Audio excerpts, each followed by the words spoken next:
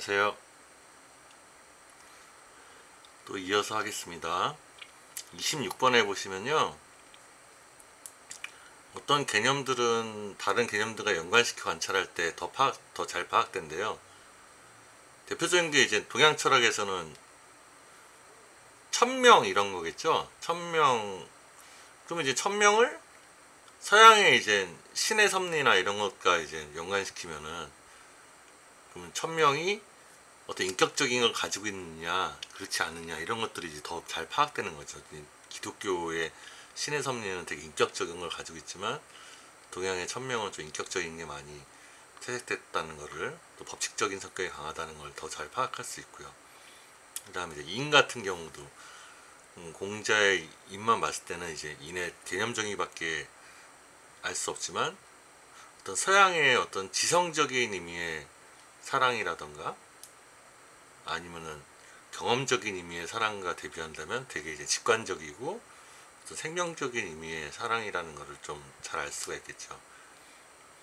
그 다음에 이제 신유학, 성대 신유학 같은 경우도 리 개념이나 기 개념이, 리 개념 같은 경우는 이제 서양에서의 로고스라던가 법칙이나 이런 것과 비교했을 때 좀 더 리 개념은 보편성보다는 이제 개별성과 보편성의 어떤 조화라던가, 그 다음에 이제 초월적인 특성보다는 내재성을 가지고 있다는 점을 이제 서양의 법칙이 가지고 있는, 로고스 가지고 있는 어떤 초월성이라던가 이런 거에 비해서 대비해서 좀 더 잘할 수가 있겠죠. 다음으로 이제 서로 다른 체계들도, 이제 체계라고 한다면은 대표적인 게 이제 서양 같은 경우는 변증법 체계라고 하시겠죠.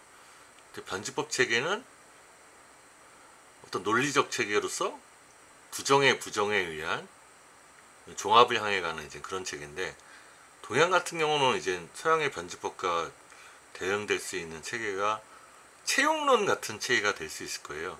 채용론은 어떤 변증법적인 논리적인 관계라기보단 어떤 직관적인 관계를 말할 수도 있고, 왜냐하면 채용이 둘이 아니다라고 하는 되게 이제 어떤 내재적 초월의 관계, 변증법 같은 경우는 어떤 외재적 초월의 관계일 수도 있겠죠.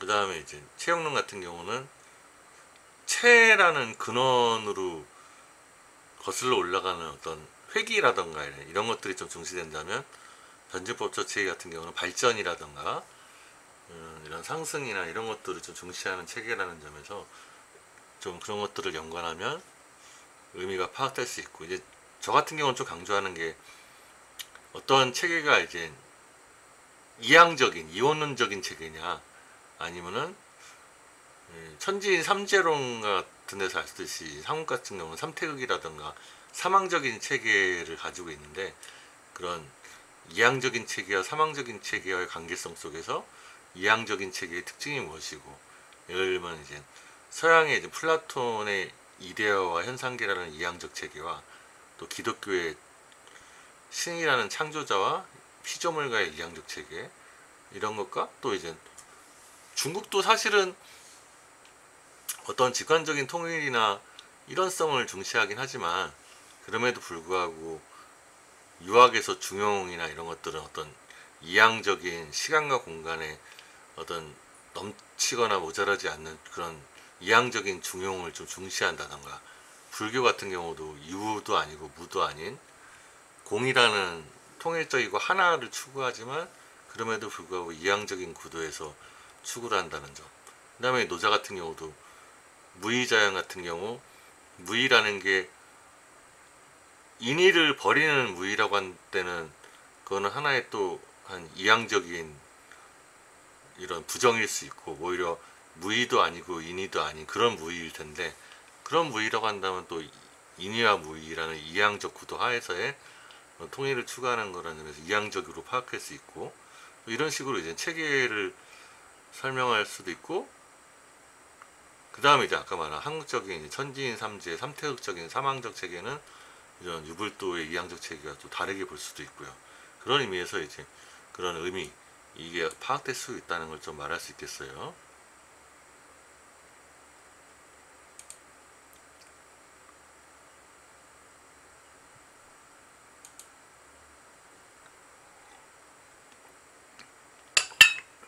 다음에 이제 27번 보시면 동일한 이름을 가진 동일한 개념도 반대되는 체계들 안에서는 다른 의미로 사용될 수 있다. 대표적인 게 서양의 이제 이성 개념이죠. 그리스 시대의 이성 개념은 어떤 그 우주적 이성이라는 어떤 신적인 것을 거부하지 않는 되게 이제 우주적 법칙, 섭리 이런 차원에서의 이제 그런 로고스로서의 이성인데, 근데 근대에 들어와서의 이성은, 서양 근대에 들어와서 이성은 기독교적인 신앙이라든가 이런 것들을 제거한 되게 합리성에 제한된 의미에서 이제 이성 개념이기 때문에 고대적인 되게 공동체주의고 실제론적인 객관적 실제 중심의 사고를 하는 실제론적인 체계에서의 이성 개념과 근대에서의 이제 데카르트의 생각하는 자아, 나는 생각한다 고로 존재한다 말하는 그런 자아에 기반되어지는 이제 이성적 체계하고는 주관성의 체계죠. 좀 다른 의미가 사용되는 거죠. 이성이요. 직관도 마찬가지로, 직관도 칸트 같은 서양 철학에서의 직관은 되게 어떤 경험적이고 감각적인 의미의 이제 직접적인 직관의 의미를 좀 강하게 가지거든요. 영국 경험론에서도 마찬가지고. 근데 동양에서의 직관은 어떤 신비적인 통찰이라던가 그런 총체적인 인식이라던가 이런 의미에서의 직관 개념을 가지기 때문에 직관의 개념도 좀 다르게 사용되죠. 그래서 이거는 이제 분석 철학에서 주어지는 교훈인데, 어떤 개념들의 정의, 그런 정의를 명확하게 해야 우리가 어떤 그 이론에 대한 논의를 전개할 때 혼돈이나 이런 것들이 없고 정확한 기준 하에서 이제 토론을 할 수 있다는 거죠. 논의를 전개할 수 있고 쟁점이 명확해지고, 만약에 서로 개념이 합의가 되지 않는데 서로 다 그 개념에 대해서 말하면 서로 딴소리를 하는 거기 때문에 정확하게 상대방이 무슨 의도로 그런 얘기를 하는지 알 수 없으니까 오해만 이제 생기게 되는 거죠. 그러니까 이제 이런 그 동일한 개념도 어떤 체계들 하에서의 맥락 속에서 정확한 그런 체계 안에서의 위치를 정확히 파악하는 가운데서 개념을 이해했을 때 우리가 이제 좀 더 생산적이고 발전적인 논의를 하는데 이제 기여가 될 수 있겠습니다. 그 다음에 28번은 또 다른 경우 얘기하는데, 다른 어휘들이 두 개의 학파에서 동일한 의미로 사용되기도 해요. 그러니까 이제 동양 철학에서 도 이런 것들이 서양에서는 이제 존재, 진리, 이데아 이렇게 동일한 의미일 수 있겠죠. 동양 철학에서의 도가, 아니면 주자학에서의 리라든가 이런 것들이 서양에서는 이제 법칙, 진리, 이데아 이렇게 이제 동일한 의미로 사용될 수도 있는 거죠. 아니면 이제 인도에서는 서양 철학의 진리라던가 로고스, 법칙 이런 것들이 또 동양 철학의 리라던가 도라던가 이런 것들이 인도 철학에서는 브라만으로 다른 어휘들이 동일한 의미로 사용될 수도 있는 거죠. 그 다음에 이제 서양에서는 이성이라고 불리는 게 동양에서는 양지양능이라고 불릴 수도 있는 거고, 인도에서는 아트만이라고 불릴 수도 있는 거고, 다르게 사용될 수 있는 거죠. 28번 같은 경우는 이제 다른 어휘지만 비교 철학적인 공통성의 차원에서 좀 얘기를 한다고 볼 수 있겠습니다. 그리고 철학적 체계는 되게 복잡한 현상에 대해서 그냥 언어학적인 접근, 이게 뭐냐면은 이제 그 우리 동양 철학가 같은 경우는 설문해자에서 어원을 찾거나 갑걸문이라던가 출토문헌에서 이제 어원을 찾아서 뭐 인의 뜻이 갑걸문이나 출토문헌에서는 뭐였다, 노자의 도가 출토문헌에서는 뭐였다, 또 인이라던가 무의가 출토문헌에서는 뭐였다, 뭐 이런 식으로 이제 뿌리 그 오리지널한 이제 고고학적인 어원만으로 규정하려고 하는 것은 잘못이라는 거죠. 왜냐하면은 일단 언어를 가지고 사용하는 철학적 체계의 어떤 개념은 일단 시의성과 현재성을 가지고 있고, 또 이제 복잡한 맥락이라던가 철학사적인 맥락을 가지고 있기 때문에 단지 어원적으로만 봐서는 의미가 되게 협소해질 수 있다는 겁니다. 물론 어원적 고찰도 중요할 수 있어요. 새로운 아니면 원래 이제 오리지널한 기원을 말해주니까. 근데 그게 전부가 될 수는 없는 거죠. 고대인들이 뭐 사랑을 어떻게 생각했다는 게 우리가 지금 사용하고 있는 사랑의 전부가 될 수는 없잖아요. 중요한 건 현재성이 중요한 거지. 현재성이. 그 다음에 모든 철학은 당시 철학자들이 인정하는 존재의 일부분이나 측면을 지시하는 어휘나 개념으로 시작한다. 당시 철학자들이 인정하는 존재, 서양에서는 이제 탈레스 같은 사람들이 이제 물이다, 우주의 기원은 물이다, 뭐 다른 사람은 이제 공기다, 존재다. 근데 그것들은 진리의 전부가 아니라 일부분이나 측면이라는 거겠죠. 항상 우리는 세계의 부분으로부터 출발할 수밖에 없고, 그건 우리의 인식의 한계이기 때문에 점점 그 인식의 한계 안에서의 부분에서부터 전체의 상으로 이제 인식을 넓혀갈 수밖에 없죠. 이거는 영원히 도달할 수 없는 과제일 수도 있어요.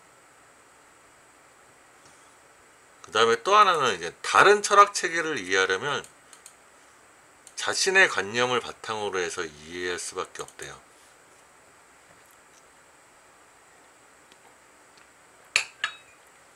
이건 철학만이 아니라 우리 인생도 그래요.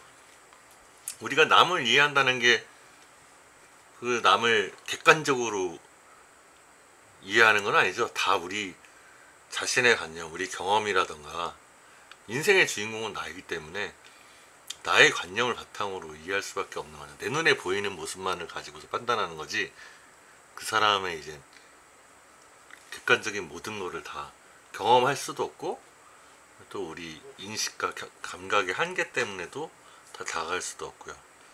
다만 이제 우리 내면의 자신의 관념을 우리가 스스로 직관하고 있으니까 들여다보고 있으니까 확실하니까 그걸 바탕으로 이제 이해한다는 거죠. 이게 이제 서양 철학에서 가다머라는 사람이 이제 진리와 방법이라는 유명한 책을 쓴 사람인데 20세기 이제 철학자인데요. 해석학의 의미입니다. 그러니까 해석학이라는 거는 그러니까 우리 동양 철학 문헌이든 서양 철학 문헌이든 그 문헌들은 다 제한된 언어이기 때문에 세계와 인생에 대해서 100% 모든 것을 밝히고 있을 수가 없어요. 제가 이제 말은 언어나 이런 것들은 달을 가리키는 손가락이라고 말한 것과 일맥상통하는데요. 다만 이제 해석학은 그런 손가락에 해당되는 거를 진리라든가 깨달음, 그다음에 진정한 사실의 부분만을 밖에 알 수 없는 제한된 거고 한계가 있다는 점을 부정적으로 보는 게 아니라 오히려 그런 일부분, 우리가 일부분으로 접하는 그 것에 대한 선의에 우리의 이제 선입관이죠. 선입관에 대한 긍정적인 측면을 좀 강조하고 있어요. 이 자신의 관념이라는 선입관, 이걸 우리는 어쩔 수 없이 가질 수밖에 없고 또 이 자신의 관념이 상대방을 이해하는 데 더 도움이 될 수도 있거든요. 왜냐하면 우리는 같은 인간이고 또 우리는 같은 세계를 공유하고 있기 때문에 나의 관념이 상대방을 이해하는 데도 어쩔 수 없이 도움이 될 수밖에 없는 거예요. 그래서 이런 서로가 공유하는 어떤 전통의 역사적 계승, 그러니까 이제 뭐 공자를 이해하려면은 또 성리학을 이해하려면은 철학사적인 맥락에서 그런 영향 가운데서 이해할 수밖에 없는 거고, 서양에서 이제 데카르트나 칸트나 헤겔을 이해하기 위해서는 어떤 서양의 철학사적인 맥락에서 그런 계승점이라든가 영향들을 바라봐야만 그 사람들을 잘 이해할 수 있다는 거죠. 문화적인 배경들이기도 하고. 그래서 어떻게 보면은 어떤 문헌에 대한 이해는 문헌 자체를 이해하는 게 아니라 문헌을 통한 나의 이해라고 할 수 있죠.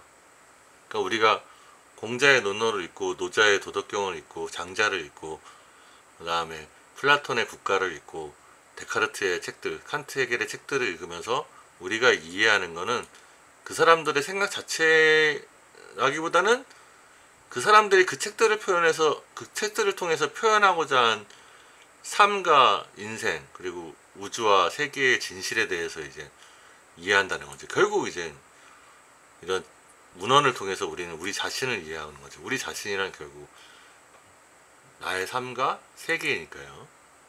이런 것들을 좀 고려해야 될 겁니다. 그래서 요 쓰신 분은 그 언어 분석 방법이 너무 독자를 혼란스럽게 만든다고 하고, 그러니까 이제 뭐 이는 언어 분석을 할 때 이는 뭐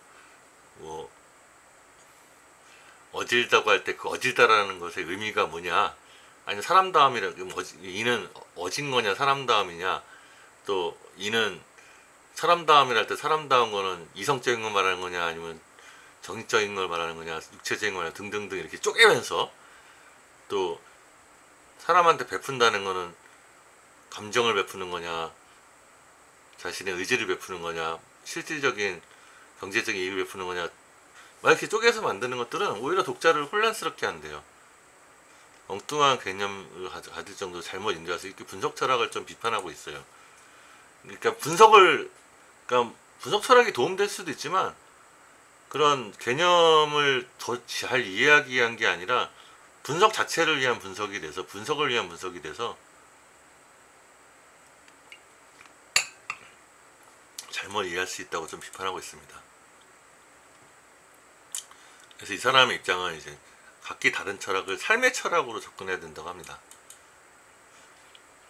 그러니까 그 사람의 어떤 삶의 이력, 전통, 또 철학자의 생애, 삶, 태도, 가치관 이런 것들을 총체적으로 말하는 게 그 사람의 삶이거든요. 그리고 이제 공통된 집안이죠. 인간의 공통된 집안, 삶이라는 생명이라는 공통된 집안.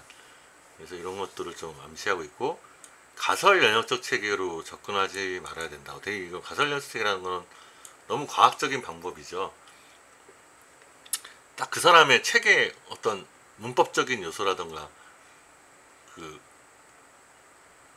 논리적인 기결이라던가 그 사람의 책에 가지고 있는 논리, 예를 들어서 공자가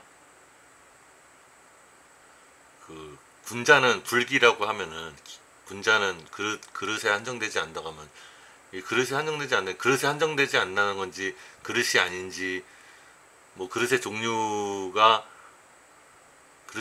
말한 게 아닌 건지, 뭐 그릇이 아니다라면은 그릇을 부정하는 건지 막 이렇게 논리적인 것만 쫓아가고 했을 때는 어떤 우리 정작 필요한 교훈을 얻지 못한다는 거예요. 어떤 맥락적인 삶의 연관 안에서 알아야 된다는 거죠. 그리고 중요한 거는 이제 어떤 전통의 철학도 그 자체로 충분하진 않다. 동양도 유학이 전부는 아니고, 그러니까 유학이 도가나 불교보다 우월하다고 할 수도 없고, 마찬가지로 도교나 불교가 각 다른 삼교에 비해서 우월하다고 할 수도 없는 거고요. 또 이제 서양이 동양보다 우월하다고 할 수 없고, 동양이 서양보다 우월하다고 할 수도 없고, 왜냐하면 다 같이 충분하지 않으니까. 그래서 서양의 주지주의와 휴머니즘, 서양의 주지주의는 이제 플라톤의 지혜에 대한 사랑에서부터 이제 근대 철학의 데카르트의 이성 개념이나 그 정신 개념이나 이런 거에서 이제 잘 알 수 있죠. 그 다음에 인간 중심주의, 인간의 이성을 신뢰하는 것에서 시작된, 인간의 이성을 가지고 있기 때문에 이제 존중받을 만하고 인권이 있다는 휴머니즘, 이것하고 그 다음에 중국의 직접점이면서 휴머니스트한 실용주의. 그러니까 중국은 주지주의에 기반한 휴머니즘이 아니라 감성에 기반한 휴머니즘이라는 거죠. 왜냐하면 그 사람에 대한 온정이라든가 측은지심, 직관적인 감정에 의해서 사람에 대한 온정을 중시하기 때문에 휴머니즘적인 측면을 가지고 있죠. 그리고 실용주의, 어떤 실천적으로 수행을 하고 우리가 삶을 어떻게 잘 살아가야 될까에 대한 지혜를 추구한다는 점에서 실용주의가 있죠. 그 다음에 인도의 이제 직관적 정신주의, 명상이나 요가를 통해서 우리 육체적인 한계나 이제 왜곡을 벗어나서 우주적인 질서와 지혜와 이제 합일하려고 하는 신비주의적 정신주의, 이런 것들이 다 일방적이고 불완전해서 부족한 점이 있을 수 있다는 겁니다.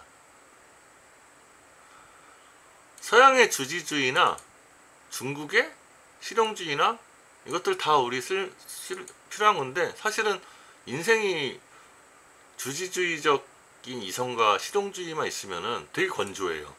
뭔가 우리의 삶의 이유라든가 우주적인 질서에 대한 궁금증을 해결할 수 없어요. 그런 의미에서 인디아의 직관적 정신주의나 어떤 삶의 신비나 이런 것들에 대한 갈망이 있는 거죠. 그러니까 다 뭔가 한계가 있는 거예요. 마찬가지로 우리 서양의 주지주의가 없으면 우리 실제로 과학적 정신이라든가 합리적 정신이 발휘될 수가 없죠. 그 다음에 중국의 실용주의가 없으면 우리의 어떤 삶의 윤활유와 같은 인간관계의 조화나 이런 것들이 잘 이루어질 수가 없죠. 그래서 항상 각계의 정통은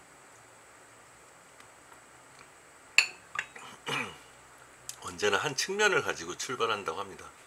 다시 말하자면 일면을 가지고 출발할 수 없는 이유는 우리는 주관을 통해서만 세상을 보지 한 번에 세계 전체를 파악할 수 없기 때문이에요.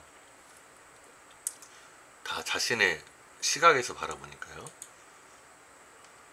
그래서 새로 시작된 철학은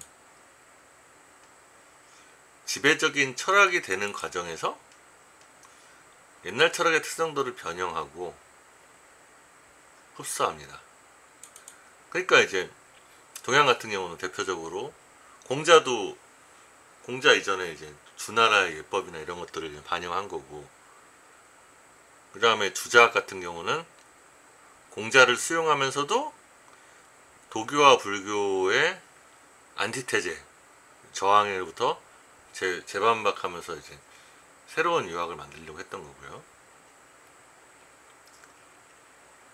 그 다음에 이제 서양 같은 경우도 포스트 모더니즘 같은 경우는 오히려 근대 철학에 대한 반성을 통해서 고대 철학적인 다양성이나 이런 정신들을 재해석하는 측면이 강하고요. 그래서 이런 새로운 철학은 계속 풍요로워지지만 항상 불완전하게 났습니다. 그러니까 이제 신유학, 주자학 같은 성리학이 반드시 공자 맹자 철학보다 우월한 건 아니고, 뭔가 새롭고 풍요로운 얘기들 하지만 그렇다고 그게 더 우월한 철학인 건 아니고요.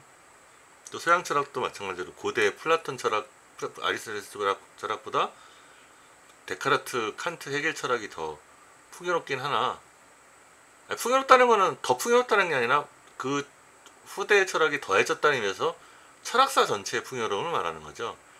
하지만 그 철학사의 풍요로움이 더해졌다고 해서 완전한 철학에 다다른 건 아니에요.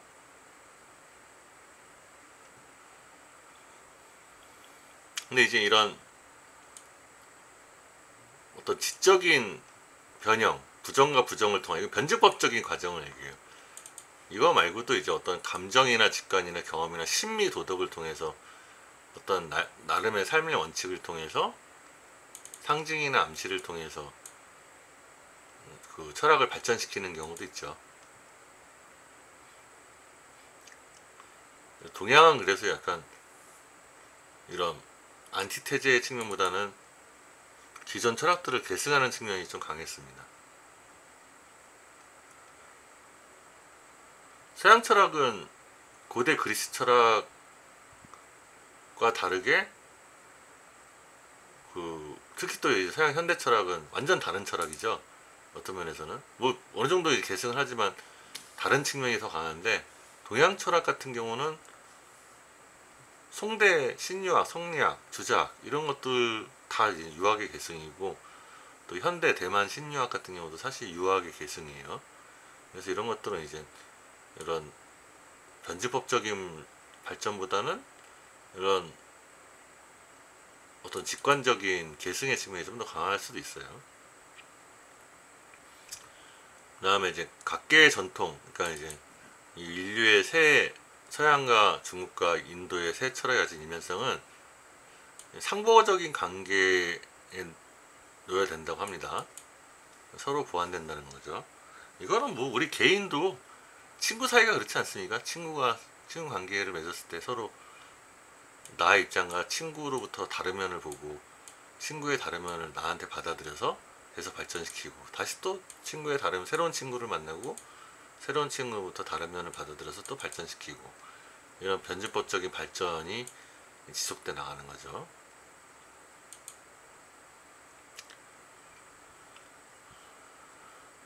서양 37번에서 서양과 인도와 중국은 서로 완전 반대는 아니래요. 그러니까 공통점과 차이점이 있다는 거죠. 구별되면서도 사고보완적이래요. 그래서 다 공통적인 거는 다 인간의 철학이니까, 인간이란 종족의 특성이고 다른 문제를 제시하는 문화적 사항에 놓인 동일한 인간의 특징이에요. 그럼 동일한 종으로서 인간의 특징은 뭐냐? 대표적인 게 이제 감정을 가지고, 지성을 가지고, 신체를 가지고 이런 점이겠죠. 그래서 이런 세계의 철학의 측면은 하나와 여럿의 통일이라고 볼 수 있어요. 다만 이 하나는 영원히 도달할 수 없는 거기도 하죠. 이 닷 속에 내재해 있고. 조금 구체적인 얘기를 하면은 서양 철학부터, 이건 서양은 합리주의적이며 주지주의적이라고 구분하고 있어요. 소크라테스가 이제 너 자신을 알라, 이런 것들, 나는 내가 모른다는 것을 안다. 또 서양 철학에서 철학의 정의, 필로소피의 정의가 지혜에 대한 사랑이라는 거, 이런 것들을 통해서 주지주의적인 특성을 알 수 있죠. 그 다음에 플라톤의 이데아도 사실은 그거는 이데아를 우리는 지적 직관을 통해서, 알매 직관을 통해서 이해하는 거기 때문에 알매 철학입니다. 도덕도 소크라테스는 먼저 알면 우리는 실천할 수 있다고 말해서 알을 더 중시했죠. 그래서 이성이 중요한 역할을 담당함으로써 극단적으로 과학적이며 외부지향적이라고 했습니다. 그러니까 고대 그리스 철학도 사실은 과학적이라는 거예요. 어떤 법칙을 찾으려는 점에서 물이라던가 불이라던가, 불은 이제 우주의 어떤 변화의 법칙을 찾으려고 했다는 거고, 물은 변화와 통일을 다 찾으려고 했다는 거고, 특히 또 이데아 같은 경우는 불변의 법칙을 찾으려고 했다는 거죠. 여러분, 우리 지금 과학 시간에, 중고등학교 과학 시간에 배운 운동의 법칙, 수학으로 운동의 법칙, 뭐 어떤 거리는 속력 곱하기 시간, 뭐 이런 식으로 정해진 법칙을 구하려고 하는 것들은 과학적인 태도죠. 그게 이제 플라톤적인 변화하지 않는 법칙을 추구하는 정신이 발전돼서 과학적인 법칙이 나온 거라고 하겠습니다. 외부지향적이라는 것은 외부 사물에 대한 관심이 많았던 거죠. 자연철학자들도 세계가 뭘로 이루어졌냐 관심이 많았지, 인간 내면에 힌두교처럼 아트만이 있는지 브라만이 있는지 이런 거에 관심이 있지는 않았어요. 그래서 주체 해방보다는 객체 해방, 어떤 대상을 정확하게 파악하는 것, 세계의 질서를 이해하려고 하는 것, 또 정신의 해방보다는 물질의 해방에 성공했다고 합니다. 이래서 이제 서양에서 과학기술이 발달해서 산업화와 이제 자본주의도 발달하고 동양을 침략하고 이렇게 된 거죠. 그래서 이러한 일면성은 본질을 이제 이성으로 본 히랍 시대부터 존재했대. 플라톤 같은 철학자는 어떤 실제가 있다는 거, 실제라는 건 실제로 존재하는 거, 인간의 이성 뒤에. 근데 이제 플라톤 같은 철학자는 이제 그래도 신비주의적인 측면이 또 없진 않거든요. 이성 뒤에 어떤 신적인 실제가 있다는 걸 암시는 하긴 했는데, 그 이후에 이제 서양 철학의 휴머니즘은 합리적이며 과학적인 경향을 가지고 있습니다. 아무래도 경험을 중시하는 전통과 결합해서 그래요. 또 재밌는 거는 사실은 이 합리라는 것도 인간 내면의 이성인데, 그 이 합리를 가능하게 하는 인간의 이성은 도대체 어디서 왔느냐를 물어볼 때는 사실 그거는 우리가 경험하고 객관적으로 증명할 수 있는 건 아니거든요. 그래서 사실은 서양의 이런 합리적인 정통도 항상 이 합리성, 이성이라는 합리성 뒤에 어떤 실제가 있는 거예요. 이 형이상학적인 문제하고 항상 같이 갑니다. 서양이라고 해서 무조건 합리성과 경험적인 관찰만 중시하는 과학정신만 지배한 건 아니에요. 형이상학이나 전통이 같이 있었어요. 그래서 일단 서양은 이성과 과학의 지배는 인간과 인간의 가치를 손상시켜요. 일단 이성과 과학이 지배하면 물질적인 것만을 숭상하니까 그 돈만 중시하는 자본주의로 결합해서 인간에 대한 착취와 인간 소외라든가 전쟁이라든가 이런 것들이 이제 벌어지죠. 또 자본주의 발전이 제국주의 식민지를 지배하게 되고 제3세계들 억압하고 폭력이 되기도 하고요. 그래서 서양은 옳고 그름의 근거가 이성, 합리성, 어떤 생각, 사고입니다. 근데 동양 같은 경우는 공자도 과거 전통들, 옹고지신이라고 하잖아요. 과거 전통들을 선왕이 어려있다 어떤 전통 설례, 전례라든가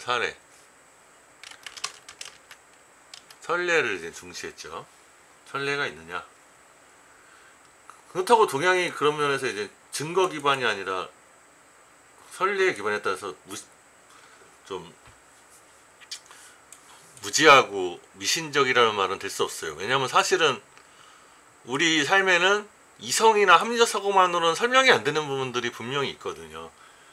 그래서 그런 면에서는 이제 전통이나 전례나 설례에 의한 판단이 오히려 더 나은 판단이 될 수도 있어요. 이 점을 좀 생각해야 됩니다. 그래서 옳고 그름을 말할 수가 없는 거죠. 근데 그래도 일단은 지금 민주주의화된 세상의 어떤 흐름이라든가 정치적 권리나 이런 것들이 발달하는 역사적 흐름에 봐서는 서양의 이성과 합리적 사고가 동양에 부족했던 게 사실은 문제였죠. 동양은 너무 인권을 억압하고 시민의 이제 권리라든가 주체성이 이제 많이 억압되었던 게 문제인 거죠. 그 다음에 중국에 대해서 설명하는데 중국은 휴머니즘이라고 합니다. 인이 이제 사람을 사랑하는 거니까 사람을 사랑하는 것에서 휴머니즘이 나타나죠. 그래서 이제 인간과 사회, 또 이제 사회가 재료인 이유는 정치적인 관심으로부터 철학이 시작됐죠. 춘추 전국시대에 전쟁을 하고 혼란 속에서 백성들이 괴로움에 처해 있는 그런 상황을 극복하기 위한 평화를 이루기 위한 어떤 사회적인 열망과 기대니까요. 그리고 본성 개념이 근본적이래요. 이 본성은 이성하고 조금 다를 수가 있어요. 이성은 어떤 우리가 소유하고 있는 가지고 있는 능력이라고 한다면은 본성은 그러니까 이성은 뭔가 능력이라는 점에서 약간 인위성을 좀 가지고 있을 수 있는데 본성은 되게 이제 자연스러운 그런 거라고 좀 보면 될까요? 그래서 본성이라는 거는 꼭 이성이 아니죠. 우리의 본성은 이성과 욕망과 감정과 신비와 모든 것들을 이제 포괄할 수 있으니까요. 특히 이제 이 본성이라는 개념을 통해서 중국 철학은 인간의 본성은 좀 자연하고 가깝다는 자연에서부터 이제 본성의 기원을 찾으려고 많이 했습니다. 그래서 이런 자연으로부터 동물들이 서로 아끼고 사랑하고 그런 생명을 살리려고 하는 우주의 질서 이런 걸 통해서 말하던 생명 철학의 기반이 이런 본성에 대한 그 설명으로까지 이제 영향을 끼쳤다고 할 수 있죠. 그래서 이제 중국인에게는 인성이 중요하고 인간과 사회의 복지는 이제 전쟁을 없애고 평화를 유지하는 거고 또 맹자 같은 경우도 환과 고독, 뭐 과부와 늙은이와 고아를 불쌍히 여겨서 복지 개념 같은 것들을 얘기하지 않습니까? 그래서 이제 되게 실용적인, 그러니까 되게 서양의 형이상학적인 서양 같은 경우는 좀 근거를 캐묻다 보니까 그러니까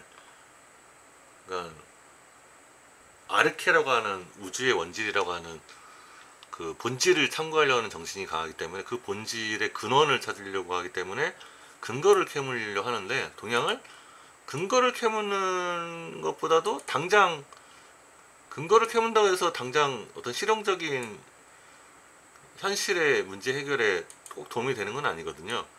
일단은 이제 평화라고 하는 전쟁에서 벗어나고 삶의 질이 개선되는 인간 간의 관계가 조화를 이루는 실용적인 직접적인 실용이 중시한다고 했습니다. 이 사람이 잘 본 거예요. 그래서 정신이 아니라 인간의 사람다움, 그러니까 감정적인 측면을 포괄하는 거죠.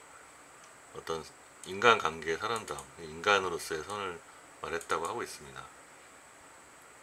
다음에 인도의 약간 이제 또 셋을 정리해서 인도의 우파니샤드 철학에서는 아트만과 브라함, 그러니까 개인적 영혼과 아트만인 개인적 영혼과 자아와 브라함만인 우주적 영혼, 우주적 질서 이런 것들이 나는 존재한다고 주장하고, 서양 철학에서는 이성이 나는 존재한다고 주장하고요. 중국 철학에서는 인간이 좀 더 포괄적인 감정을 포함한 거겠죠. 감정을 포함한 인간이 나는 존재한다고 주장한다고 합니다. 그래서 이 세 가지는 가장 중요한 입장이며 다 필요하다고 합니다. 인간 삶에. 한번 생각해 보세요, 여러분. 이런 인간에게 어떤 신비적인 정신, 영혼, 아트만과 브라만이라는, 또 서양이라는 합리성이라는 이성, 자, 그 다음에 중국 철학에서의 어떤 감성을 포괄한 인간성, 이거 말고 인간한테 또 중요한 요소가 뭐가 또 있을까? 이거 말고도 아마 여기서 더 생각하기가 좀 쉽지는 않을 것 같아요. 인간의 말하자면 신비적 정신성, 그 다음에 인간의 감정, 그 다음에 인간의 자아. 참 말하기가 힘드네요. 그 다음에 셋째로 인도 같은 경우는 내면성을 파고드는 이유는 뭡니까? 인도인들은 요가를 통해서 눈을 감았잖아요. 요가를 통해서 외부 세계에 대한 감각을 끊고 내면으로 들어갔죠. 그러니까 이제 정신을 발견하는 겁니다. 대신 이제 뭔가 근거를 추구하거나 논리적인 연관성을 추구하는 것은 좀 부족하기 때문에, 이런 인간의 내면성과 외면성이 연관하는 문제를 심각하게 고려하지 않은 인면성, 내면으로의 일관성이 중심이었다고 합니다. 인도 철학도 서양 철학과 마찬가지로 합리적이라고는 해요. 왜냐하면 그 전통이 같은 곳에서 유래했거든요. 아리안족이 이제 인도로 가서 인도 철학을 형성했거든요. 하지만 인도 철학자들은 서양의 물리주의에서, 서양의 물질을 중시하는 제한 철학에서 이성이 물질에 흡수되었듯이 인디아에서 이성은 정신에 흡수되었다고 합니다. 그래서 이성은 서양의 히잡 철학에서는 첫 번째인데 인도에서는 두 번째이고요. 그래서 서양에서는 이성이 이제 외면성과 물질을 활용하고 장악하고 제어하는 거라면 이성적인 파악에 의해서, 인도에서의 이성은 정신이기 때문에 정신은 우리의 이제 내면을 외부의 감각의 속박으로부터 벗어나서 이제 초연하게 만드는 거죠. 그래서 이제 이성은 양쪽에서 한계를 가지는 거죠. 외면성에만 치우칠 수도 있고, 외면성에 치우치면 내면성에 한계가 있는 거고, 내면성에 치우치면 외면성에 한계가 있는 거죠. 그래서 물질의 한계와 정신의 한계를 다 가집니다. 그래서 인간의 내면성과 외면성을 연결시키면 포괄성을 중시하고, 이 포괄성의 관건이 뭔지 한번 여러분들 생각해 볼 수 있을 거예요. 사실은 서양의 칸트 같은 경우가 이제 이론 이성과 실천 이성, 그러니까 내면성이라는 실천 이성과 외면성이라는 이론 이성을 연결하기 위해서 판단력이라는 포괄성에 해당되는 거를 이제 고민했다면은, 이런 양면성을 인정할 때 동양에서는 뭔가 직관적 통찰이나 감정이 될 수도 있죠. 감정이 오히려 내면성과 외면성을 연결시키는 계기일 수도 있어요. 한번 이런 것도 좀 고민해보면 되게 중요한 점을 고민할 수 있을 것 같습니다. 그래서 이런 것들을 파악하려면 다른 전통들을 필요로 하죠. 그래서 이 세 전통들에 대한 고려는 우리 같은 경우는 한국 철학 전통이죠. 자신의 속해있는 철학에서 표현되고 강조된 문화를 평가하는데 도움을 줘. 이게 바로 이제 주체성의 철학이고, 이 땅에서의 철학. 이라고 할 수 있겠습니다.